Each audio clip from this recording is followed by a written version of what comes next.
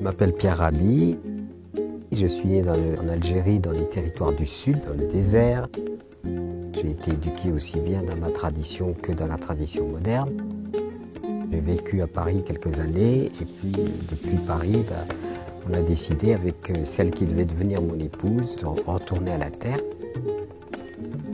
Nous nous sommes donc installés là où nous sommes, sur ce lieu qui s'appelle Montchamp. Et c'est en faisant ce retour à la terre que j'ai découvert à la fois l'écologie et l'agriculture biologique ou écologique. Je suis devenu un peu un intervenant international sur le plan de l'agroécologie. Écrivain, on me dit philosophe, en tout cas je suis très engagé pour qu'on arrive à mettre l'être humain et la nature au cœur de nos préoccupations et non pas l'argent, en gros.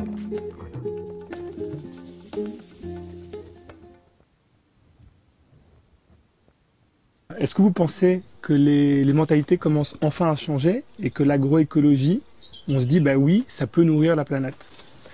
Oui, les mentalités changent parce que maintenant on est obligé de se rendre à l'évidence que notre modèle de société arrive à sa fin. Et que même dans les pays dits prospères, personne aujourd'hui n'est garanti du lendemain. Quant à l'agroécologie, il est à recommander impérativement parce qu'on ne pourra pas continuer avec une agriculture qui, pour produire, doit détruire. Et la nourriture elle-même est devenue maintenant toxique, qu'on le veuille ou non. Donc c'est plus qu'une alternative, c'est une nécessité absolue.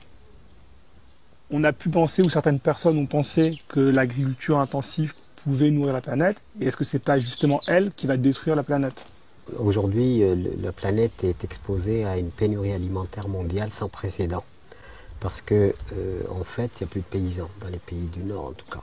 Les sols sont dégradés, l'eau qui est une nourriture est polluée, il y a une attaque sur les semences par cette abjection des OGM. Donc, ça veut dire que vraiment cette loi du marché entraîne l'humanité dans un scénario qui est un scénario extrêmement dangereux. Aujourd'hui, est-ce que vous n'avez pas le sentiment qu'il y a beaucoup de théories, beaucoup de concepts, et qu'on peine à basculer dans des actions collectives, concrètes et communes? Oui, tout le monde y va de son analyse sur le monde qui va mal. Bon, le diagnostic est fait. Seulement, on a un déficit de réalisation, d'incarnation. Ces solutions existent, mais ces solutions sont bloquées et étouffées par le système lui-même, parce que ce qui prime aujourd'hui dans la société, c'est l'argent. Il faut passer du paradigme qui met l'argent et le profit au centre du destin collectif, vers l'humanité et la nature au centre. On va vers le désastre parce qu'en fait nous sommes quand même sur une planète qui est limitée. Comment aujourd'hui les gens peuvent trouver un peu la force de se lever et de se dire on n'est pas d'accord et on agit enfin ensemble? On est aujourd'hui dans une société dite prospère et pas heureuse. Pourquoi? Parce qu'on peut tout acheter sauf le bonheur. Le bonheur ne s'achète pas, heureusement. Aujourd'hui, que fait la publicité? Elle a l'art de stimuler l'insatiabilité. Elle ne vous dit pas vous avez assez, vivez, vous avez ce qu'il faut. Non, on vous dit il vous manque ceci, il vous manque cela. Ce qui fait que le nécessaire, qui est indispensable, n'est pas résolu au plan planétaire. Des milliards de gens sont en déficit, même alimentaire. Et de l'autre côté, le superflu n'a aucune limite. Les insatisfaits ne vont pas laisser constamment être dans l'insatisfaction des besoins les plus élémentaires, donc ils ne laisseront pas faire. Et puis ceux qui sont repus, extrêmement satisfaits, ne sont pas non plus en sécurité. Qu'est-ce que vous appelez l'intelligence de la vie? Comment nous, en tant qu'êtres humains, on peut apprendre finalement de la vie et agir différemment en se connectant à cette intelligence? Dans la petite graine, il y a un programme. Et moi, cette petite graine insignifiante, je vais la mettre dans la terre. Qu'est-ce qui va se passer? Elle va émettre les 2 premières feuilles qu'on appelle les cotylédones.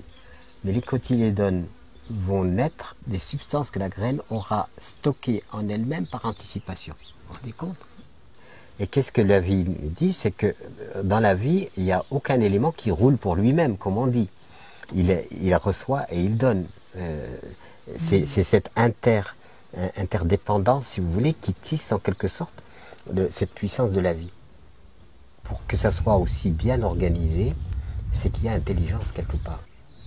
Ça nécessite du silence. Parce que c'est le mystère. C'est un peu pour ça que je suis socratique. je sais que je ne sais pas. Alors c'est vrai que la phrase « connais-toi toi-même » est très connue. On oublie souvent la seconde partie qui est « connais-toi toi-même et tu connaîtras les dieux ». La problématique de l'humanité aujourd'hui, c'est le fait que nous sommes confus par rapport à nous-mêmes. Je pense que quand on défile, qu'on veut faire des manifestations extérieures, il faut bien vérifier, est-ce que je suis moi, là où je suis, est-ce que je suis juste? Parce qu'il y a l'espace public et il y a l'espace intime. Et le changement commence par l'espace intime. Qu'est-ce qui permet de définir aujourd'hui ce qui est juste et est-ce qu'il n'y aura pas des valeurs sur lesquelles on pourrait, en définissant ça, se retrouver les uns et les autres, au-delà des différentes croyances? J'ai tendance à dire, il y a d'abord le subtil, il y a d'abord ce qui préexiste en tant que tel, dans lequel l'humanité va aussi comprendre et va se rattacher à ce subtil. Et parmi la plus grande puissance qui soit sur cette planète, c'est la puissance d'aimer. Alors aujourd'hui, on parle beaucoup même pour grandir soi-même, de se réapproprier des valeurs de silence, d'altruisme. Mais est-ce que pour y arriver, ça ne passerait pas aussi, et surtout par l'éducation, que dès le début, on apprenne à se connaître soi-même, le silence et à s'ouvrir aux autres? Ça, c'est chez moi un leitmotiv, c'est-à-dire que je reviens constamment sur comment est-ce qu'on éduque les enfants. C'est-à-dire qu'un petit enfant, c'est une beauté absolue. Il est là dans l'innocence la plus totale, il est réceptif à tout. Et alors après, on rentre dans la société et effectivement, on commence par nous dire l'autre c'est ton concurrent, il faut surtout que tu sois meilleur que lui. Et puis ça y est, le sort en est jeté, on met en route un système dualiste. Donc on met la dualité comme fondement de l'éducation. Donc il y a un temps de connaissance de soi-même qui est de plus en plus occulté et de plus en plus on va vers la virtualisation. Ça ne peut pas donner quelque chose d'équilibré. Vous parlez souvent de sobriété heureuse. Est-ce que vous pouvez nous dire en quoi cette sobriété est aussi quasi un élan presque esthétique et poétique quelque part? Déjà, si je suis sobre, je ne prélève pas en excès. Déjà, je suis solidaire. Mais à la fois, c'est une posture de cœur et c'est une posture d'âme qui donne la légèreté. J'ai ce qu'il me faut.